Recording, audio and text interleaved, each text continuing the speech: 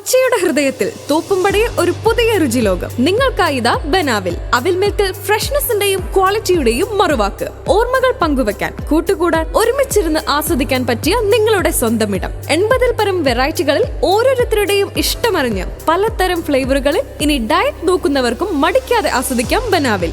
കുടുംബത്തോടൊപ്പം കൂട്ടുകാരുമൊത്ത് നിങ്ങളുടെ സന്തോഷത്തിന്റെ നിമിഷങ്ങൾക്ക് ബനാവിലുണ്ട് കൂടെ. അവിൽ മിൽക്ക് മാത്രമല്ല, കൂടെ കഴിക്കാൻ ചൂടൻ മോമോസും ചിക്കൻ റാപ്പും ഫലൂഡകളും വിവിധ തരം ഷേക്കുകളും.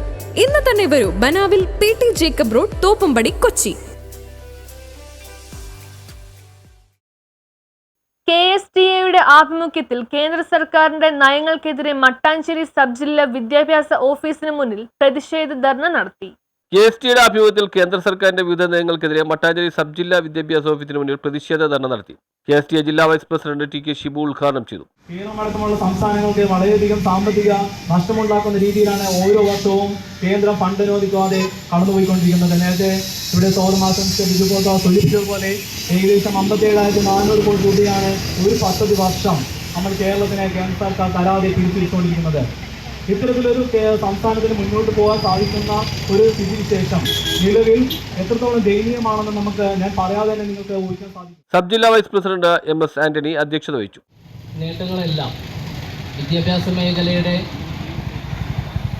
അടിസ്ഥാന സൗകര്യങ്ങൾ അല്ലെങ്കിൽ വിദ്യാഭ്യാസ മേഖലയുടെ വിജയം തന്നെയാണ് കേരളം നേടിയിട്ടുള്ള എല്ലാ മേഖലകളിലുമുള്ള വിജയം. ഇതിനെല്ലാം തച്ചു തകർക്കുന്ന ഒരു നടപടിയാണ് കേന്ദ്ര ഗവൺമെൻറ്റും അതിനെ തുടർന്ന് അതിനോട് ചേർന്ന് പ്രവർത്തിക്കുന്ന സുപ്രീം കോടതിയും ചെയ്തുകൊണ്ടിരിക്കുന്നത്. ജില്ലാ എക്സിക്യൂട്ടീവ് അംഗം സിംല കാസിം ധർണയെ അഭിസംബോധന ചെയ്ത് സംസാരിച്ചു. ഷെയ്ൻ ടീച്ചറിനെതിരെയുള്ള സൈബർ ആക്രമണത്തിനെതിരെ ധർണയിൽ പ്രതിഷേധം ഉയർത്തിയും പ്രതിഷേധ ചങ്ങല രൂപീകരിക്കുകയും ചെയ്തു. സബ് ജില്ലാ പ്രസിഡന്റ് ബിജു പോൾ സ്വാഗതവും വൈസ് പ്രസിഡന്റ് പ്രിൻസ് CP നന്ദിയും പറഞ്ഞു. ആവോളം ആസ്വദിക്കുന്നവർ തന്നെയാണ് ഇന്നിവിടെ കൂടിയിരിക്കുന്ന എല്ലാ അധ്യാപകരും.